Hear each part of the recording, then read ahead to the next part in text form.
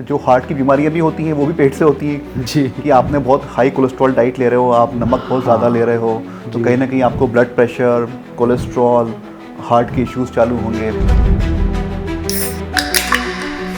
आप बाहर का जंक फूड बहुत खाते हो, कोल्ड ड्रिंक्स वगैरह बहुत पीते हो, पैक्ड आइटम ज़्यादा लेते हो, तो ये सब चीज़ें फैटी लीवर को जन्म देता है। फ्रेंच फ्राइज, समोसा, कचौरी, बर्गर, ये सच में इतने डेंजरस होने वाले आने वाले टाइम पर? इनफैक्ट जो 4-5 जो सिम्टम्स हैं उनमें से एक जॉन्डिस है, बहुत थकान रहना है, भूख ना लगना है, बार बार उल्टियाँ होना है, और बीमारी आगे बढ़ती है तो पेट में पानी भर सकता है, खून की उल्टी तक हो सकती है, लैट्रिन काली होना एक अपने आप में एक बहुत बड़ा सिम्टम होता है। हम मल्टीपल टाइम्स चाय कॉफ़ी पी रहे हैं तो शुगर जा रही है, definitely will do harm, but अगर हम 3 बार कॉफ़ी पी रहे हैं उसमें शुगर नहीं पी रहे हैं तो वो तो अच्छा है। हमारे शरीर के लिए क्या अच्छा है और क्या बुरा, ये हमें पता होना चाहिए, लेकिन कई बार पता होने के बावजूद हम उन बातों का ख्याल नहीं रखते और बड़ी प्रॉब्लम्स को हमारी लाइफ में इनवाइट करते हैं। जी हाँ, हम बात कर रहे हैं पेट की। पेट हमारे शरीर की वो मशीन है जो हमारी पूरे बॉडी में डाइजेशन प्रोसेस के साथ हमारे शरीर के स्वास्थ्य को सही बनाए रखने के लिए पूरी मेहनत करता है। हालांकि हम अपनी लापरवाहियों के चलते पेट से जुड़ी कई समस्याओं को और भी ज़्यादा बड़ा बना देते हैं। पेट में इनडाइजेशन बने रहना, पेट में दर्द होना या उस तरह की छोटी छोटी प्रॉब्लम्स को इग्नोर करना कई बार बड़ी प्रॉब्लम्स को इनवाइट करता है। पेट से जुड़ी किन किन प्रॉब्लम्स को हमें बिल्कुल इग्नोर नहीं करना चाहिए, आज इसी बारे में हमसे बात करेंगे इंदौर के कोकिलाबेन धीरूभाई अंबानी हॉस्पिटल के consultant of gastroenterology doctor Iqbal नबी कुरैशी। लेकिन डॉक्टर से जवाब लेने के पहले मैं आपको बता दूं, कोकिलाबेन धीरूभाई अंबानी हॉस्पिटल पूरे मध्य प्रदेश का पहला हॉस्पिटल है जहां पर फुल टाइम स्पेशलिटी की सुविधा दी जाती है, जो कि मरीजों को सर्वोत्तम इलाज की सुविधा देने में सहयोग करता है। तो इसी के साथ आइए शुरू करते हैं आज का podcast the Navneet show. First of all, thank you very much doctor Iqbal for coming on the Navneet show. Thank you for inviting. एक बड़ा पुराना सेइंग है कि मर्दों के दिल का रास्ता जो है पेट से होके जाता है, और पेट से ही बहुत सारी बीमारियां भी जो है हमारे भीतर प्रवेश करती हैं। और आजकल जो एक बड़ी कॉमन चीज़ देख रहे हो, गैस, एसिडिटी, पेट दर्द, ये इतना कॉमन हो गया है। ये सिर्फ एक बेसिक हैबिट के कारण होता है या कुछ इसकी बॉडी अलार्म भी होते हैं, इसको समझना चाहिए? देखिए, पेट के जो मोस्टली सिम्टम्स होते हैं वो ऑलमोस्ट सेम होते हैं पेट की बीमारियों के। एसिडिटी, गैस, पेट में दर्द होना, जी, है ना, हार्ट बर्न रहना, सीने में जलन रहना।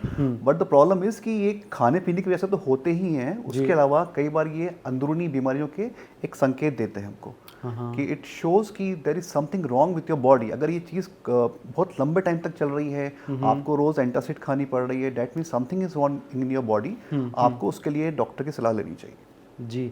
जनरली कौन कौन सी बीमारियां सीधे पेट से कनेक्टेड होती है, अगर आप बता पाएँ?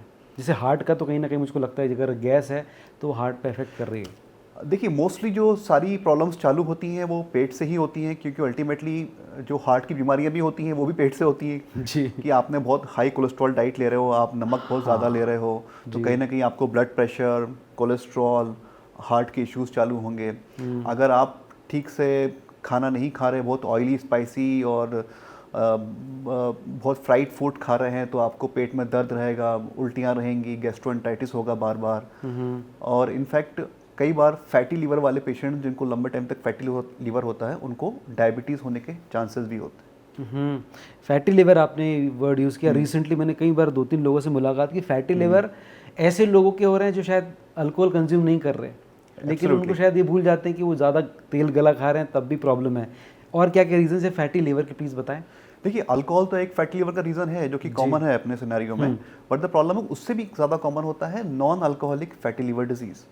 ये बेसिकली एक लाइफस्टाइल डिजीज़ है जो कि पहले बहुत कम हुआ करता था। अब बिकॉज सो मच हमारा लाइफस्टाइल बदल गया है, ज़्यादातर लोग कंप्यूटर पर बैठ के वर्क फ्रॉम होम कर रहे हैं, है ना, सेडेंटरी लाइफस्टाइल है, लैक ऑफ एक्सरसाइज है, डायबिटिक पेशेंट्स हैं जिनकी शुगर कंट्रोल नहीं है, आप बाहर का जंक फूड बहुत खाते हो, कोल्ड ड्रिंक्स वगैरह बहुत पीते हो, पैक्ड आइटम ज़्यादा लेते हो, तो ये सब चीज़ें फैटी लीवर को जन्म देता है।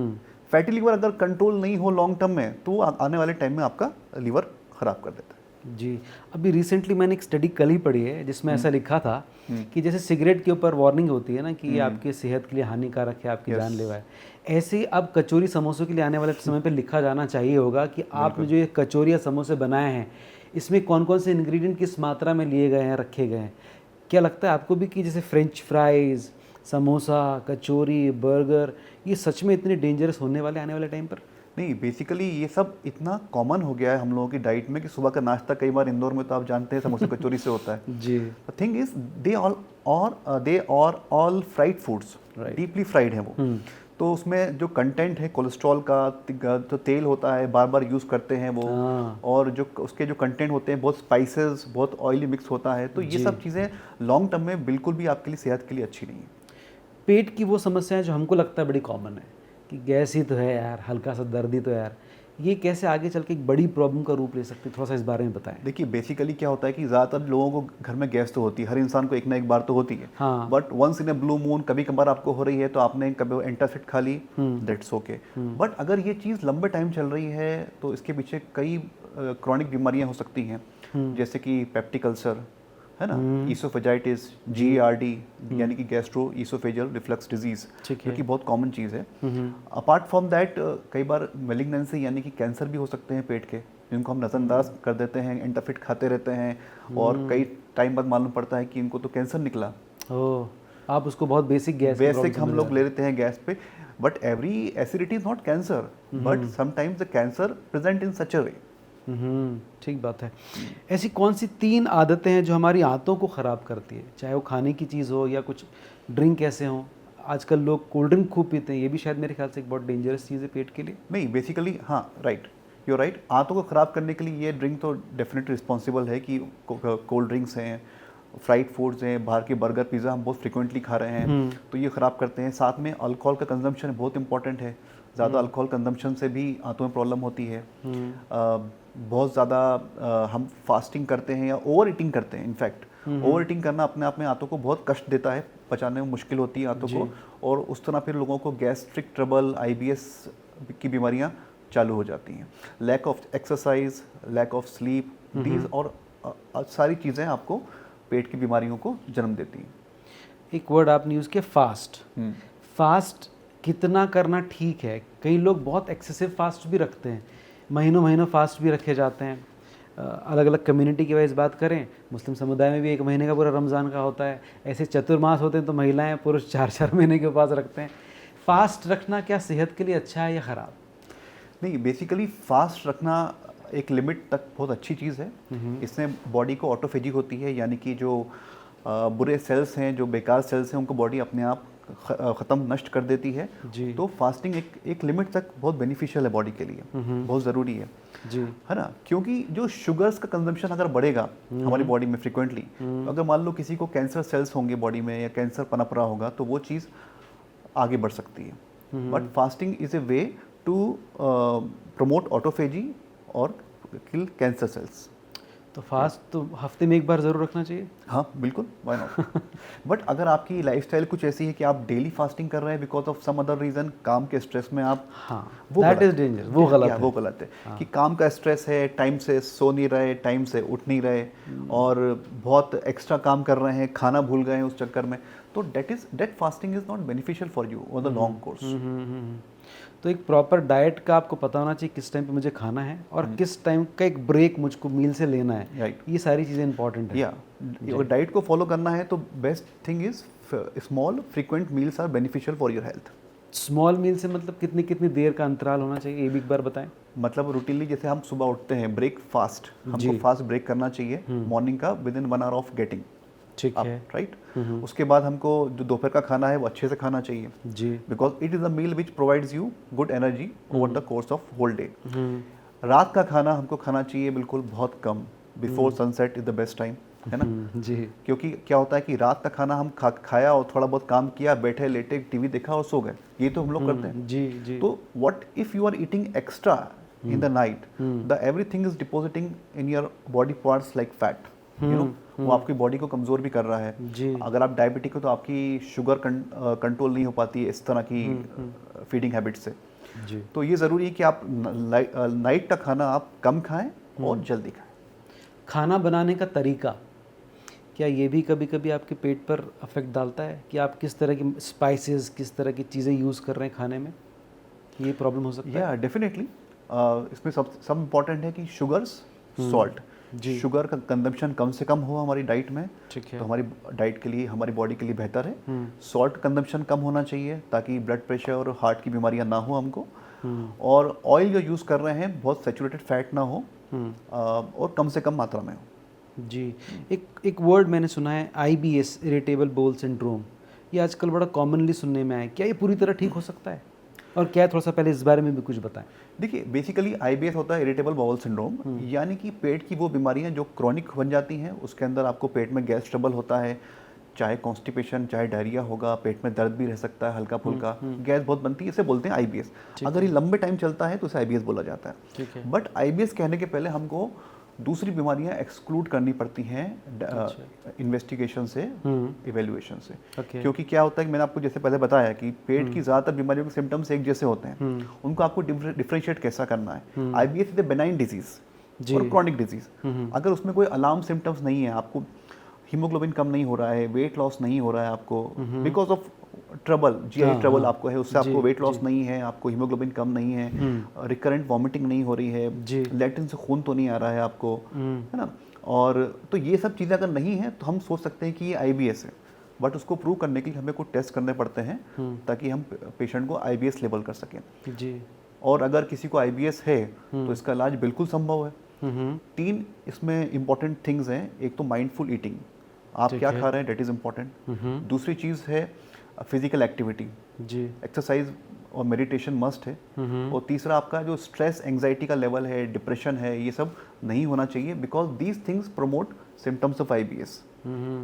एक मैंने ये चीज़ बड़ी कॉमन सुनी कि अगर आप स्ट्रेस ले रहे हैं तो बहुत सारी बीमारियां तो आप अपने आप ही बुला लेते हैं अपने पास में।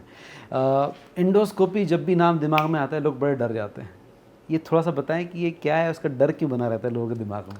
देखिए एंडोस्कोपी में मैं आपको बोलूँगा कि आपको मैं एक जांच करूंगा जिसमें दूरबीन जाती है पेट के अंदर और पेट में देख के निकालते हैं। तो एवरीवन इज अफ्रेड कि कुछ चीज़ मुंह में जाने वाली है उनके, जी, है ना। तो एक तो एंडोस्कोपी के बारे में मिसकंसेप्शन ये है कि वो जब एंडोस्कोपी करते हैं it is painful. On the contrary it is rarely painful, मतलब पेनफुल नहीं होती है। अपन स्प्रे करते हैं एक आपके थ्रोट में, कई बार एक शॉर्ट एनेस्थीसिया भी दिया जाता है कई बार कुछ लोगों को, जिससे कि एंडोस्कोपी ऑलमोस्ट पेनलेस हो जाती है, राइट। कुछ लोगों का कहना होता है कि एंडोस्कोपी से गला छिल जाता है, पेट में ब्लीडिंग हो सकती है, पेट में लंबा टाइम दर्द रह सकता है, बट ऑन द कॉन्ट्ररी ऐसा कुछ नहीं है। हाँ, है ना। ब्लीडिंग के चांस तब होते हैं जब कुछ एंडोस्कोपी से कुछ थेरापेटिक काम करने वाले होते हैं, यानी कि मान लो किसी को ऑलरेडी ब्लीडिंग हो रही है, उसको आपको रोकना है, तो एंडोस्कोपी बहुत हेल्पफुल रहती है ऐसे में। बट एंडोस्कोपी से ब्लीडिंग होना वेरी रेयर। क्या एंडोस्कोपी के थ्रू किसी की जान बचाई जा सकती है? या definitely, because endoscopy detects small lesions in your GI tract, यानी कि आपकी ईसोफेगस, फूड पाइप, स्टमक और स्मॉल इंटेस्टाइन, जी, ये हम एंडोस्कोपी से देख पाते हैं। हाँ। कोई भी आपको बीमारी चालू हो रही है, मान लो स्मॉल अल्सर्स हैं, कुछ इरोजन्स हैं, कोई पॉलिप है, कोई स्ट्रक्चर डेवलप हो रहा है, तो हम ये टाइमली डिटेक्ट कर सकते हैं और बड़ी चीज़ को होने से रोक सकते हैं। जी। जनरली ऐसा कहा जाता है कि एंडोस्कोपी सिर्फ कैंसर की जांच के लिए होता है। नहीं, ये सबसे गलत मिथ है, इसीलिए शायद वो डर इसीलिए भी बना रहता है, क्योंकि cancer is one of the thing, but endoscopy से हमको इतनी इन्फॉर्मेशन मिलती है जो किसी और टेस्ट से नहीं मिल पाती है पेट के संबंध में, है ना। जैसे आपको मैंने बताया, अल्सर अगर स्मॉल है तो आपको ना तो CT स्कैन में आएगा, ना अल्ट्रासाउंड में आएगा, ना किसी ब्लड टेस्ट में आएगा, बट आपको सिम्टम्स तो वो करवा ही रहा है। तो endoscopy is the best test to detect ulcers, gastritis, H. pylori bacterial infection जो कि बहुत कॉमन है। पॉलिप्स होते हैं जो छोटे होते हैं तो ठीक है, बड़े होते हैं तो वो ट्यूमर बन सकते हैं, तो अपन टाइमली डिटेक्ट कर लें, उनको निकाल दें एंडोस्कोपी के जरिए।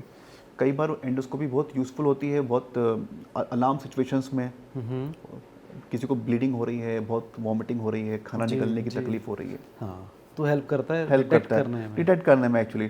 Timely detection is more important in GI troubles. जी, ये जो लिवर डिसीजेज होती हैं इनको साइलेंट किलर के तौर पर देखा जाता है। Yes. ऐसा क्यों कहा जाता है? क्या सच में बहुत चुपके से आने वाली बीमारियां होती हैं लिवर की? या absolutely right, because liver is the most busiest organ of the body.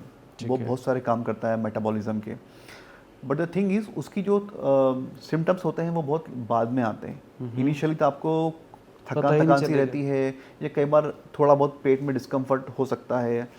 But as the disease advances आपको लीवर टेस्ट एबनॉर्मलिटीज़ देखने को मिलती हैं ब्लड टेस्ट पे। और डिजीज़ बढ़ता है तो फिर आपको जॉन्डिस दिखता है, भूख खत्म हो जाती है, कम हो जाती है, वेट लॉस होने लगता है, पेट में पानी तक भर सकता है। ओहो, तो कौन कौन सी चीज़ें बेसिक सिम्टम्स को देखकर आप समझ सकते हैं कि ये प्रॉब्लम अगर आपके साथ हो रही है? जैसे भूख तो आपने कहा है ना, पेट भारी रहना भी शायद रीज़न हो सकता है। ऐसे और कौन से 5-6 सिम्टम्स हैं अगर आपको लगते हैं तो आपको तुरंत डॉक्टर के पास दौड़ना चाहिए? नहीं, जैसे कि मैंने बताया कि लीवर की बीमारी एसिम्प्टोमेटिक होती है मोस्टली स्टार्टिंग में, दिखता ही नहीं है एक्चुअली। वो जब दिखता है तब तक ऑलरेडी लेट हो चुका होता है। इनफैक्ट जो 4-5 जो सिम्टम्स हैं उनमें से एक जॉन्डिस है, बहुत थकान रहना है, भूख ना लगना है, बार बार उल्टियाँ होना है, और बीमारी आगे बढ़ती है तो पेट में पानी भर सकता है, खून की उल्टी तक हो सकती है, लैट्रिन काली होना एक अपने आप में एक बहुत बड़ा सिम्टम होता है। कई बार इंसान बहकी बात करता है क्योंकि लीवर जो गंदगी नहीं कर पाता, वो गंदगी ब्रेन तक जाती है, और कई बार बहकी बात करता है, उसे बोलते हैं हेपेटिक एन्सेफेलोपैथी। वो तब होता है जब लीवर अपने एंड स्टेज में होता है। स्टूल के थ्रू भी आप ये जांच सकते हैं कि आपको कौन सी बीमारी हो सकती है, क्या कोई बीमारी है? स्टूल के थ्रू हम लोग जान सकते हैं लिमिटेड बीमारियों के बारे में बेसिकली। जैसे आपने कहा अगर लेटिन काला आ रहा है तो इट इज डेंजरस, स्टिकी होता है, तब भी कुछ सिम्टम है कुछ? या बेसिकली अगर किसी को एनीमिया है, हीमोग्लोबिन कम है, तो हमने स्टूल ऑकल्ड ब्लड करके देखा, उसमें हमको ब्लड दिख रहा है जो नेकेड आई से नहीं दिख रहा किसी पेशेंट को, कि मुझे दिखता नहीं है कि लेटिन, बट ऑकल्ड ब्लड दिख रहा है, at the same time patient is anaemic, then it signals us to see for any cause in the GI tract, यानी कि इस स्टोमक में, इंटेस्टाइन में कोई रीज़न तो नहीं है हीमोग्लोबिन कम होने का। अमिताभ बच्चन की फिल्म का एक डायलॉग था कि शराब पीने से लिवर ख़राब हो जाता है, लेकिन उसके बावजूद बाद में प्रमोट किया कि 1 ग्लास रोज़ पिया जा सकता है। कितना ख़राब है शराब पीना सेहत के लिए? देखिए, डेफिनेटली ख़राब है शराब। अगर आप रेगुलर ड्रिंकर हैं और आपका जो कंजम्पशन है वो लगभग 50-60 ग्राम पर डे का अल्कोहल का है, तो definitely over the course of 10 years आपका लीवर सिरोसिस हो जाएगा। अगर आप रेगुलर ले रहे हैं तो हाँ। कई बार स्मॉल अमाउंट कंजम्पशन से लीवर सिरोसिस तो नहीं होता है, but there are multiple other factors which contribute, जैसे कि डायबिटीज़ है, ओबेसिटी है, आपकी उसकी वजह से लीवर कमज़ोर है और आप ड्रिंक भी कर रहे हैं, तो definitely it will worsen the condition of the liver within a short span of time. जी, तो वो लोग जो शराब पीते हैं और इस चीज़ को बड़ा ब्रैग करते हैं कि हम तो वीक में एक बार पी लेते हैं यार, ये हफ्ते में एक बार तो होना चाहिए, उनसे आप क्या कहेंगे? देखिए, हर लीवर जो अल्कोहल का मेटाबॉलिज्म होता है वो लीवर के अंदर होता है जी। तो हर इंसान की एक अलग फिजिक होती है, अलग अलग बॉडी का एक नेचर होता है। कुछ लोग डायबिटिक होते हैं, कुछ लोग ओबेसिटी होती है जिनको, जो अच्छा खासा अल्कोहल भी पचा जाते हैं, है ना, उनको उसके साइड इफेक्ट्स देखने को नहीं मिलते हैं। देखा होगा आपने, एक दुबला पतला आदमी जो कि ऑलरेडी मेल नॉरिश्ड है, उसको ज़्यादा अल्कोहल के साइड इफेक्ट्स देखने को मिलते हैं। अच्छा, कूल है। क्या वज़न घटाना या नियमित एक्सरसाइज करने से आपका जो फैटी लिवर है उसको वापस ठीक कर सकते हैं? Definitely, fatty liver is a reversible condition. Fatty liver चाहे अल्कोहल से हो, चाहे आपका मोटापे से हो, दोनों रिवर्सिबल हैं। बट आप लोग उसको टाइमली आपको डिटेक्ट करना है और इंटरवीन करना है। जी। इंटरवीन में आपको क्या करना है? फर्स्ट ऑफ ऑल डाइट में अल्कोहल कट ऑफ करना है, फैटी और फ्राइड फूड्स कट ऑफ करना है। सबसे इंपॉर्टेंट है शुगर कंट्रोल बहुत करना है। अगर आप डायबिटीज़ है, आपकी शुगर वेल कंट्रोल होनी चाहिए ताकि फैटी लिवर आपका रिवर्स हो सके। अगर आप डायबिटिक नहीं भी हैं तब भी आपको शुगर कंजम्पशन अपना कम करना चाहिए। एक स्वस्थ इंसान, एक ठीक इंसान जो है दिन में कितनी चम्मच शुगर ले सकता है, या साथ में फ्रूट्स भी अगर ले रहा है तो कितना शुगर कंज्यूम कर सकता है? नहीं, फ्रूट्स की शुगर इतनी हार्मफुल नहीं होती है एक्चुअली। कुछ फ्रूट्स होते हैं हम जो डायबिटीज़ वालों को मना करते हैं कि आप आम मत खाओ, केला मत खाओ, अंगूर चीकू मत खाओ, ये थोड़ी शुगर की स्पाइक को बढ़ा देता है। But for a normal person मैं कहूँगा कि एक फ्रूट्स का कंजम्पशन मॉर्निंग में आपका होना चाहिए। ब्रेकफास्ट में आपको फ्रूट्स लेने चाहिए बिल्कुल। अदरवाइज अगर हम 1 टीस्पून 2 टीस्पून कितनी शुगर एक नॉर्मल इंसान, हेल्दी इंसान कंज्यूम कर सकता है? नहीं, there is no actually limit, there is no fixed thing for that कि हम इतना करना चाहिए। हाँ, there is no fixed thing, but जहाँ तक हो सके हमको एक्स्ट्रा शुगर इन डाइट नहीं डालना चाहिए। जी, है ना। हम मल्टीपल टाइम्स चाय कॉफ़ी पी रहे हैं तो शुगर जा रही है, definitely it will do harm. But अगर हम 3 बार कॉफ़ी पी रहे हैं उसमें शुगर नहीं पी रहे हैं हम, तो वो तो अच्छा है। It's good only. ठीक है। शुगर छोड़ने के क्या फ़ायदे हैं? शुगर छोड़ने के बहुत सारे फ़ायदे हैं जी एक, अगर आपका डायबिटीज़ कंट्रोल हो जाएगा, अगर डायबिटीज़ है तो। दूसरा, आपका वेट लॉस हो जाएगा, जी है ना।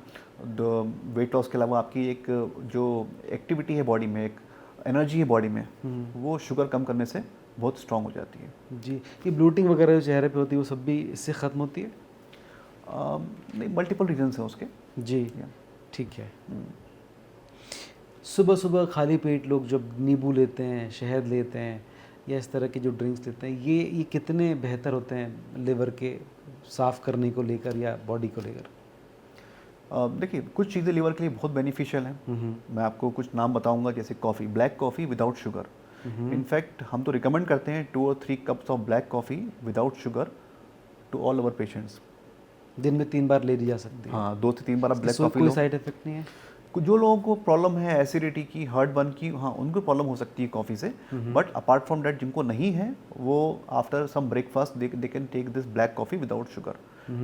इट हैज़ एंटीऑक्सीडेंट प्रॉपर्टीज़ जो कि लीवर में फैट को कम करता है। तो फैटी लीवर वालों को, लीवर सिरोसिस वालों में बहुत बेनिफिशियल होती है ब्लैक कॉफ़ी। और अदरवाइज भी एक हेल्दी इंसान भी रोज़। सिट्रस फ्रूट्स, जैसे आपने बताया, नींबू पानी, संतरा, mosambi, citrus fruits are very beneficial. Berries are very good for liver health, जी है ना। Avocado, jackfruit, very good for liver health. सब्जियां होती हैं, green leafy vegetables, beans, lentils, ये बहुत बेनिफिशियल है लिवर डिजीज़ के लिए। जी लिवर को हेल्दी रखने के लिए बहुत बेनिफिशियल है। चुकंदर आप खाते हैं, चुकंदर, हल्दी, टर्मरिक यानी कि, हाँ जी। ये बहुत बेनिफिशियल है लिवर के लिए। तो चुकंदर हल्दी साथ में लिया जा सकता है या अलग अलग ले तो बेटर, अलग अलग ले तो बेहतर है। कुछ लोग रात के खाने को लेट भी लेते हैं और खाना खाने के बाद सीधे सो भी जाते हैं, ये कितना ख़राब हो सकता है? ज़्यादातर जो पेट की बीमारियों की जड़ वही रहती है, रात को लेट खाना और ज़्यादा खाना, और रात के खाने में शुगर या स्वीटनर्स का होना। ओके। क्योंकि क्या होता है कि जितना भी आप कंजम्पशन रात में लेट कर रहे हैं, आपकी बॉडी की फिजिकल एक्टिविटी तो हुई नहीं है। आप बस खाना खाया और जाके लेट गए या सो गए, व्हाटएवर। सोए नहीं भी हैं, आप लेटे हुए टीवी देख रहे हैं, नेटफ्लिक्स देख रहे हैं। हाँ। तो उससे क्या होगा, जितना भी आपने खाया है एक्स्ट्रा फूड, एक्स्ट्रा फैट जो बॉडी आपकी मेटाबोलाइज कर रही है, शुगर जो मेटाबोलाइज कर रहा है, ये सीधे जाके जमा होता है आपके लिवर पे और डिफरेंट बॉडी पार्ट्स पे, including your coronaries of the heart, है ना। तो ये सब चीज़ें आपको लॉन्ग कोर्स में बहुत डैमेज करती हैं आपकी बॉडी को। तो इसलिए अगर आपको बॉडी हेल्दी रखनी है और वेट गेन से ही बचना है, तो खाने को जल्दी खाना चाहिए। जी। एक रिसेंट स्टडी में कहीं पढ़ा है और मैंने कुछ लोगों को देखा भी करते हुए, खाना खाने के पहले, शाम के मील के पहले आधा घंटे पहले वो फास्ट वॉक करते हैं, देन दे हैव मील। और कुछ लोग खाना खाने के बाद स्लो वॉक करते हैं। ज़्यादा बेहतर क्या है? ज़्यादा बेहतर है कि आप खाना खाएं, खाना खाने के बाद स्लो वॉक करें। खासकर नाइट में खाना खाने के बाद तो वॉक करना ही चाहिए। कितना चलना चाहिए? At least 30 minutes to 45 minutes. ये कहीं ना कहीं बहुत ज़्यादा बेनिफिशियल बहुत बेनिफिशियल है, क्योंकि रात का खाना पचाना ज़रूरी है आपको। क्योंकि आप रात में कुछ भी कर लें, आप बहुत ज़्यादा एक्सर्शन नहीं कर पाएंगे, आपको बैठना ही पड़ेगा टीवी के सामने। टीवी देखते ही लोग, जी, है ना। तो अल्टीमेटली आपको जो खाना आपने खाया है उसको पचाना भी तो पड़ेगा। तो खाने के बाद वाली वॉक ज़्यादा बेहतर है। यस। आजकल लोग जो है वो गेहूं से बड़े बच रहे हैं कि गेहूं की रोटी ना खाएं, और क्या बहुत सारे अनाजों को मिक्स करके जो मिलेट बनता है उसकी रोटी बनाएं। आप इसको कितना प्रमोट करते हैं? देखिए, गेहूं में होता है ग्लूटेन। जी। ग्लूटेन एक तरह का प्रोटीन होता है जो कि कई बीमारियों में उसका रोल पाया गया है ना। इंक्लूडिंग एक बीमारी होती है सीलिएक डिजीज़ करके, जिसमें आपको ग्लूटेन से आपकी बॉडी की जो इंटेस्टाइन की इनर लाइनिंग है वो ख़राब हो जाती है, जो कि फूड को एब्जॉर्ब नहीं करती है। यानी कि उसमें आपको हीमोग्लोबिन कम, प्रोटीन कम, वेट लॉस, हमेशा डिस्पेप्सिया, डायरिया हो रहा है, ये सब चीज़ें आपको उसमें देखने को मिलती हैं। Apart from this particular disease, gluten has many other harms. तो बेसिकली, और हाँ, वेट भी बढ़ाता है ग्लूटेन आपका एज़ कम्पेयर टू अदर जो आपने बताई, हाँ, मिलेट्स आप ले रहे हो, ज्वार बाजरा ले रहे हो, मेज़ ले रहे हो, तो इसके कंपैरिजन में ग्लूटेन आपका वेट भी बढ़ाता है और बहुत सारी बीमारियों को भी जन्म देता है। तो इससे बचना चाहिए। हाँ, मतलब थोड़ा सा कट डील करना चाहिए, बिकॉज हमारे इंडियन कल्चर में क्या है, हम everything we counts by the number of chapatis. कितना खाया हमने, 5 चपाती खाई, 3 चपाती खाई। Actually it is wrong. Actually आपकी डाइट में more consumption of green leafy vegetables होना चाहिए, है ना। और रोटी की जो मात्रा है वो कम ही रहे तो अच्छा रहता है। सब्जी ज़्यादा खाएं आप, प्रोटीन खाएं भले से, लेकिन रोटी का कंजप्शन कम होना चाहिए। जी, before we wrap up the show, वो सारे दोस्त हमारे जिस वक्त इस पॉडकास्ट को देख रहे हैं, ऐसी कौन सी एक फूड है या फ्रूट है जो आपके पेट को अच्छा रख सकता है, आपको वीक में एक बार ज़रूर खाना चाहिए, जो मैजिकल फूड भी हो सकता है? नहीं देखिए, nothing single thing is magical, है ना। Basically all fruits are good, all vegetables are good, you can seasonal जो हो सकता है। हाँ, बट ये है कि माइंडफुल ईटिंग इज मस्ट। आपका डाइजेशन बिगिन होता है माउथ से, तो प्रॉपरली आप च्यू करके फूड खाओ, जी है ना। और खाने के बाद थोड़ा सा टहल लीजिए, खाने के बाद तुरंत मत लेटिए, जी। लेट नाइट खाना मत खाइए, daily 30 to 45 minutes of exercise must है ना, कार्डियो एक्सरसाइज पर्टिकुलरली। जी और बहुत ओवर ईटिंग से बचिए, और ख़ासकर कोल्ड ड्रिंक्स, कार्बोनेटेड बेवरेजेस जो होते हैं, और पैक्ड फूड आइटम्स जो होते हैं, फ्राइड फूड जो होते हैं, इनसे इनसे बचना चाहिए। तो आप ये सब करेंगे तो आपका पेट, आपका लीवर, सब कुछ हेल्दी रहेगा, और डॉक्टर की सलाह आपको कम लेनी पड़ेगी। Thank you very much sir, यहाँ पर आने के लिए, ये सारी इन्फॉर्मेशन हमारे साथ शेयर करने के लिए बहुत धन्यवाद। Thank you, thanks for